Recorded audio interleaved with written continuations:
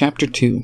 Rising Stars. Everyone picked at their food for a little while, but no one finished, and they all remained rather quiet through the rest of the evening. Jacob had great trouble sleeping that night, the howling of wolves haunting his waking dreams as he tossed and turned in bed. In the morn, Jacob awoke before the sun rose, as he often did, but his companions were still out cold. He got up and stretched himself out. But as his back popped and released his stiffness, Cardosa jumped with surprise. The gray wolf looked around until she seemed to notice the only thing moving in the room was Jacob. But then he noticed something. They had all put their bowls on the table to clean up in the morning, but beside them was a small wooden box about the size of a ring box. The bowls were empty, and the leftover bread was missing. Jacob walked over to the box and picked it up to examine it. He opened it up and was shocked to find it completely full of a strange red liquid. He stuck his finger into the liquid hesitantly before pulling it out and sniffing it. Is this blood? He asked himself with surprise. He was so loud about it he accidentally woke Niccolo and Leal. Blood? What happened? Niccolo said drowsily as he pulled himself out of bed and started stumbling over. Leal seemed quite curious too and came over to see. I don't know. Have either of you guys seen this strange box before? He asked, gesturing to it. They both shook their heads. Cardosa started to growl as she stared at it, but no one seemed to know what was going on. I don't know where it came from either, but it's full of something, Jacob explained, showing them the blood on his fingertip. Leal carefully opened the box and peered inside. Seeming quite curious, she pulled a glove onto her hand using her teeth and dipped her finger inside as well. Without hesitation, she popped the little bit into her mouth and grimaced. Yep, that's blood all right. What the heck is this about? Is someone trying to scare us or something? Niccolo said, crossing his arms. I don't know. I've never seen anything like this, Jacob said. Is this a prank? Leal asked him. No, I'm just as lost as you are, Jacob decried. Well, I guess all we can do now is keep our guard up, Niccolo said. Jacob nodded grimly and Leal swallowed hard. After that, the three took to the streets to try and either find out where Randolphus and Dawn were living, or about the strange light. By lunchtime, they had heard little about either, though several people had mentioned seeing the light at least once and confirmed it always came from the same direction. They took a quick break for lunch at a small restaurant with outdoor seating. When they were nearly finished, everyone was surprised to hear a little girl gasp with surprise close by. Cardi? So that means... Mommy! The young girl said with excitement, catching everyone's attention. She was a small little thing who looked no older than 4 and came running the second she spotted her mother and old friend. Leal looked relieved to see her daughter all right and snatched her up in a big hug. Oh my goodness, Dawn, I'm so happy to see you, sweetheart, she said, nuzzling her joyfully. What are you doing here? She asked with excitement. Why, I came to see you, of course, Leal replied as Cardi sniffed at Dawn with visible excitement. How are you doing, dear one? I'm good. I really missed you lately, Dawn answered, a little sheepishly. I've missed you too. How come you stopped sending letters? Leal asked with concern. What? But I've been waiting to get one back from you, Dawn said. Really? You didn't get my last reply? I sent some raspberry jam with it, Leal said. Dawn shook her head. Oh, that's too bad. Well, at least I get to see you now, she said happily. Yeah, this is great. Now we can play together, Dawn said with unyielding excitement. Definitely. Just let Mommy finish her lunch and we'll play for a while, okay? She asked. Dawn nodded with great enthusiasm. Good girl. Did you eat lunch? She nodded again. Okay, well, do you want to play with Cardi while you wait? Yeah, Dawn said, pumping her fists with excitement. Leal smiled at her daughter and reached into her backpack before pulling out a thick rope with several knots in it. She handed it to her daughter and Dawn ran off with Cardi to play tug-of-war. Cute kid, Niccolo remarked with a wide smile. Thank you. She's my pride and joy, Leal said with a bright smile. Her levity brought Jacob some relief from the anxiety he'd started to feel when he saw that strange box this morning. After they finished, Dawn led them to a local park where there was plenty of space to play.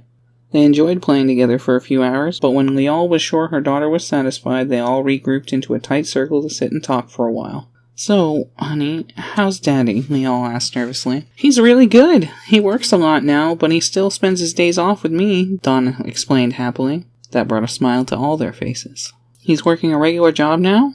That's really good. What does he do? She asked. He's a mercenary, she replied. A what? A mercenary. You know, someone who takes money for doing lots of different jobs. Like a handyman, Dawn explained. Oh, a mercenary, Leal replied. Yeah, that's what I said, a mercenary, Dawn said with a happy nod. Honey, I know that's probably just how your father explained to you, but that's not really what a mercenary is, Leal said calmly. Dawn seemed surprised. Oh, what's a mercenary then? She asked. Leal put a hand to her chin. A mercenary is someone who's hired as a soldier or bodyguard, Niccolo said quickly. Leal nodded and looked back to her daughter. Oh, so he protects people? That's great, Dawn said.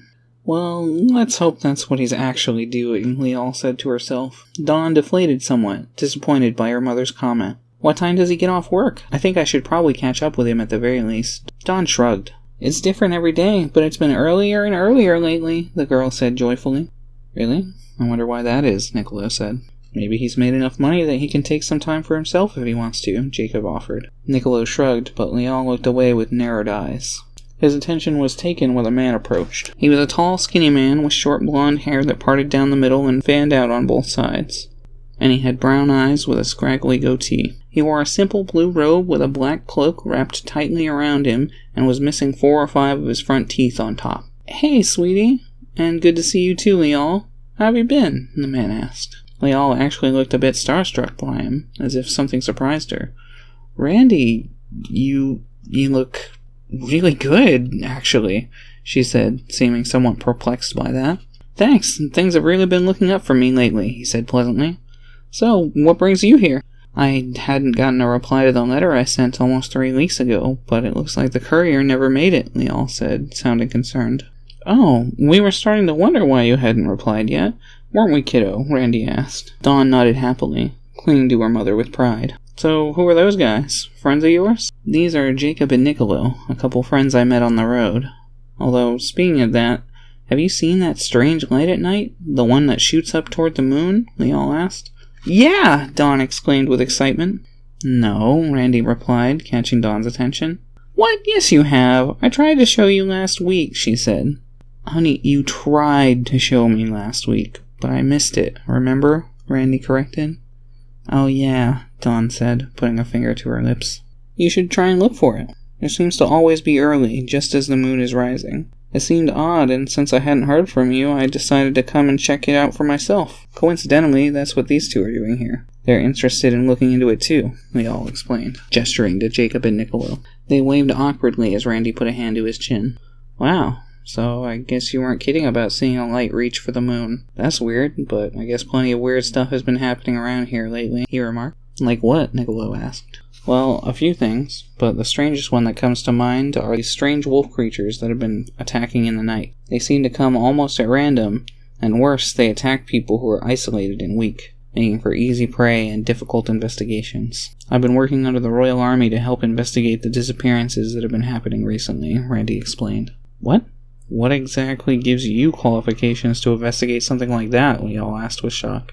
Well, tracking magic, for one, Randy said smugly. Magic? But when did you... Leal stammered. Randy smirked a little wired. It's been 2 years, Leal. I've had plenty of time to study. Oh, I guess that's true. So is there a magic academy nearby, or... Leal submitted. Well, there used to be, but no. I learned from your book. Some that I borrowed, Randy said, blushing and smiling widely as he looked away and stuck his tongue out cheekily for a moment. So that's where my books went. And I thought I misplaced those. You took them? You jerk? Did you let yourself into my house while I was away? She demanded. Guilty as charged, he said with a chuckle. That's not funny. That's theft, Randolphus. Oh, come on. I'll give them back. I didn't think it would be a problem, he replied.